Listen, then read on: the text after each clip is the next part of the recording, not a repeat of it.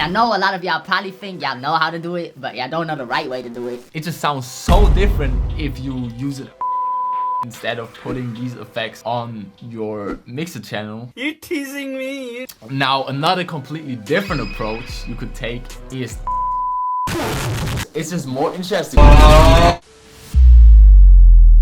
What's good with y'all, man? Today I will show y'all something that truly changed the way I make samples and effect samples and just approach sample making in general, and that is utilizing effect sense when making samples or even affecting the sample when making beats. Now today we will talk about how to set up effect sense in FL the right way. I know a lot of y'all probably think y'all know how to do it, but y'all don't know the right way to do it. But y'all gonna see. And just what my favorite effect sense are, how I like to utilize them on samples, even like on percussion loops, drum breaks. You can pretty much use an effect sense on everything. So I got some samples prepared, some effect sense prepared, and even a percussion loop prepared to just show y'all the power of effect sense. But first, let me show y'all how to set them up properly. A lot of y'all think it's as easy as just going on the mixer channel your loop is on, then clicking on here, route to this track. Now this does work, but there's one main problem with this way of doing effect sense in FL, and that is you cannot solo your effect sense. If I want to solo this, I don't hear anything. And if you can only listen to the effect sense while the main melody is playing, you can't really hear what's going on. So the way to properly set up an effect sense in FL is to use a plugin called Fruity Send. And you just open it on your main mixer channel where your loop, sample, whatever is on. Then instead of clicking on route to this track, you click on sidechain to this track and make sure this is all the way at 0. And then you just open Fruity Send, select send to, and then select the mixer channel you just sidechain this mixer channel to. In this case, counter 1. And now I'm able to listen to the effect send by itself.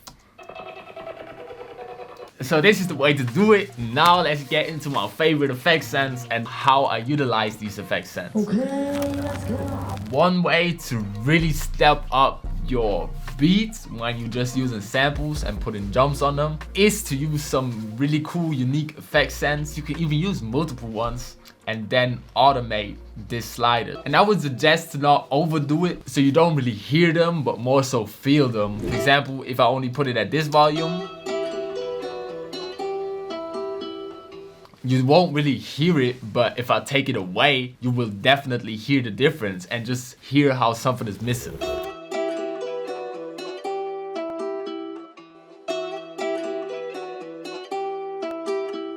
Now then, for example, you could use another effect sense for maybe like the second part of the hook or some part of the verse and just bring it in very slightly, so it's just more interesting for the average listener without them even noticing there's something different there. And that's kind of the beauty about effect sense. You kind of making the thing you affecting with an effect sense bigger in the mix without the volume changing. Now if I make samples, effect sense can be really great when you want to add a certain effect To your main melody, counter melody, whatever, but kind of want to blend it in with the main melody without losing its volume and without losing its place in the mix. But I've done way too much talking. Let's get into some more sound examples and what plugins I like to use on effect sense.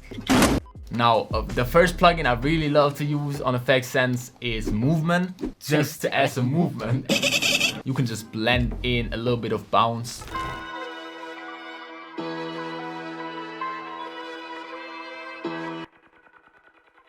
Like I've really just added a little bit of the send in, and you can't really hear it, but when you turn it off, you can hear that something is missing. Obviously reverb just to kind of smooth out the effects at the end of the chain. And then I use this, which just adds a little bit of big crushing, which is also just a cool texture that just fits perfectly for sense. Probably the most obvious plugin you would use for unique sense is Portal.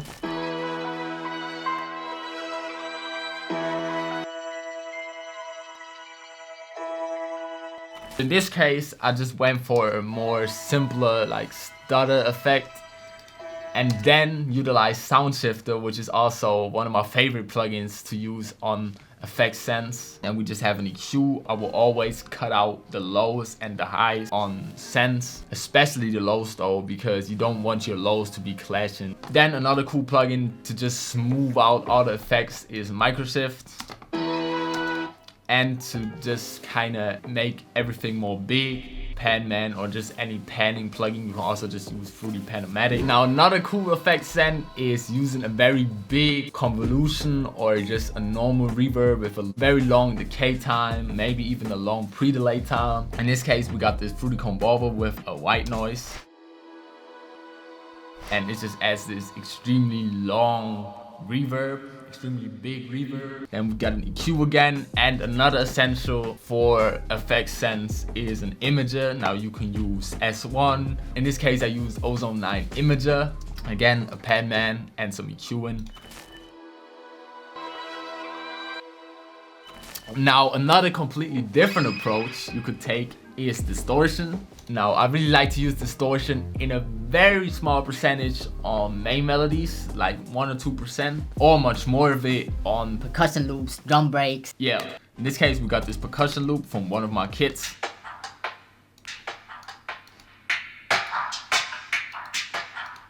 Now here we just got some normal distortion, Microshift again to kind of smooth out that distortion, and some EQ. This is basically also imaging this frequency range. It just sounds so different if you use an effect send instead of putting these effects on your mixer channel. But yeah, that's pretty much it for this video. If y'all didn't know about the power of effect sends, leave a like, subscribe, and turn on notifications so y'all don't miss these crazy videos. Y'all already know, check out my kits. Utilize more effect sends when making samples and melodies, or even when making beats. Hopefully y'all having an amazing day. I'm out.